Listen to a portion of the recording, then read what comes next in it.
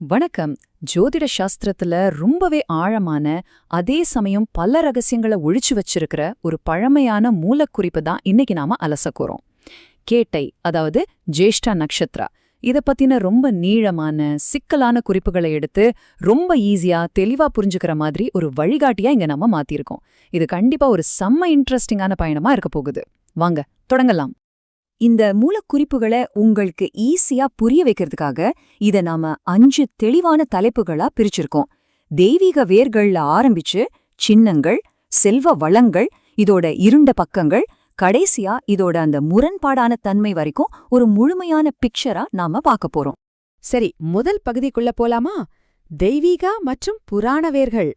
மூலக்குறிப்புகளை கவனிச்சிங்கன்னா கேட்டை நட்சத்திரத்தை ரொம்பவே பவர்ஃபுல்லான ஒரு சக்தியோட இணைக்கிறாங்க.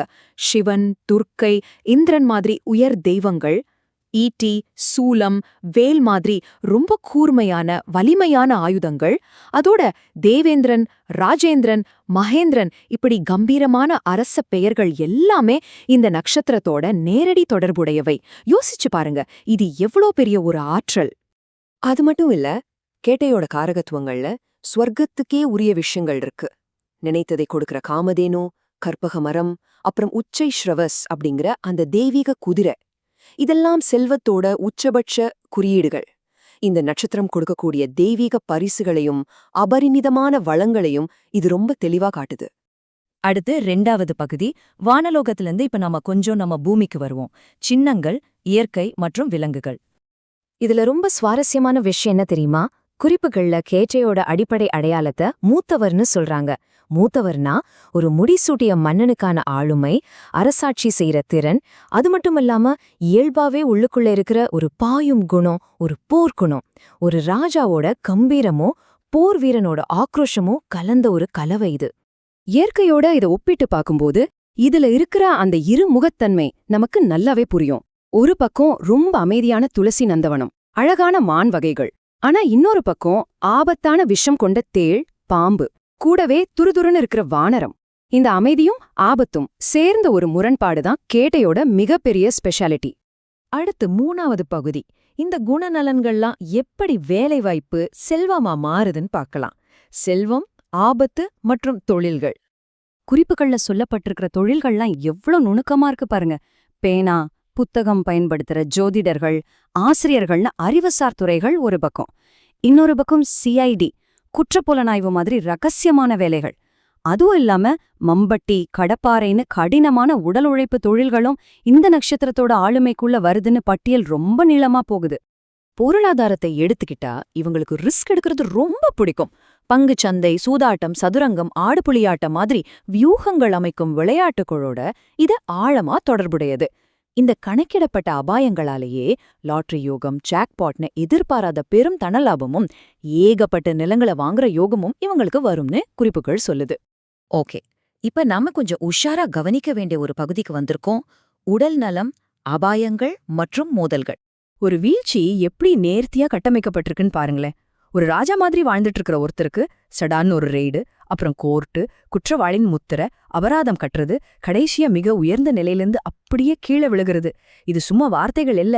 கேட்டை நட்சத்திரம் கொடுக்கக்கூடிய எதிர்பாராத திடீர் வீழ்ச்சிய ஒரு சின்ன கதையாவே நமக்கு உணர்த்துது.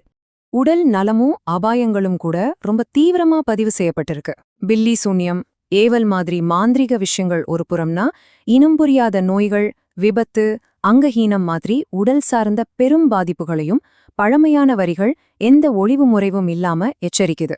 பாதாள சிறை, சித்திரவதைங்கிற வார்த்தைகள்லாம் இதுல இருக்கிற ஆபத்தோட தீவிரத்தை ரொம்ப தெளிவா காட்டுது. உள்ளுக்குள்ள இருக்கிற அந்த போர்க்குணம் நெகட்டிவா தடம் மாறும்போது என்ன நடக்கும்? ஏமாற்றுதல், பெரிய சூழ்ச்சி, வீடுகளை இழந்து பாரம்பரியமே அழியறது, கூட்டாளிகள் பிரியறதுன்னு பெரிய சரிவுகள் நடக்கும். மன அழுத்தத்தோட உச்சமான தற்கொலை, பேய், பிசாசு, பைத்தியம் பிடிக்கிறது மாதிரியான கடுமையான மனநிலை பாதிப்புகளும் இந்த குறிப்புகள்ல ரொம்ப ஸ்ட்ராங்கான எச்சரிக்கையா இருக்கு. ஃபைனலா நாம இந்த அலசலோட முக்கியமான ஒரு கட்டத்துக்கு வந்துட்டோம். கேட்டை நட்சத்திரத்தின் இருமுகங்களை ஏற்றுக்கொள்வது. இந்த முரண்பாட்டை கொஞ்சம் ஒப்பிட்டு பாருங்க. கேட்டை நட்சத்திரம் ஒரு சாதாரண நடுத்தரமான நிலைமையில இருக்கிறது கிடையாது. ஒன்னு காமதேனோ, ஜாக்பாட்னோ அதீத உச்சம், இல்லனா பாதாள சிறை, சொத்து இழப்புன்னு அதல பாதாளம். நடுவுல ஒரு மிதமான நிலைக்கே இங்க இடமில்ல. இந்த உச்சகட்ட முரண்பாடுதான் இந்த நட்சத்திரத்தோட உண்மை முகம். மூலக்குறிப்போட முடிவில இருக்கிற ஒரு ஆழமான வரியை இங்க நாம கண்டிப்பா சொல்லணும். வியாசர் பகவான் காற்றோடு காற்றாக கலந்தவர், நினைத்தால் வருபவர். இந்த ஒரு வரி கேட்டை நட்சத்திரத்தோட புரியாத, நம்மால அளவிட முடியாத ஒரு மாயாஜாலமான அமானுஷ ஆற்றல ரொம்ப அழகா ஆழமா சொல்லுது. முடிவா உங்ககிட்ட ஒரு கேள்வி. இந்த அளப்பரிய ஆற்றலை கொண்ட கேட்டை நட்சத்திரத்தோட அரசு அதிகாரத்தை நீங்க சரியா கையாள போறீங்களா, இல்ல அது உருவாக்கும் எதிர்பாராத திடீர் புயல்களுக்கு இரையாக போறீங்களா? யோசிச்சு பாருங்க. ரொம்பவே சிக்கலான ஒரு குறிப்பை இன்னைக்கு நாம ரொம்ப தெளிவா அலசியிருக்கோன்னு நம்புறேன். இந்த சுவாரஸ்யமான தகவல்களோட இன்னைக்கு நாம விடைபடுவோம். நன்றி.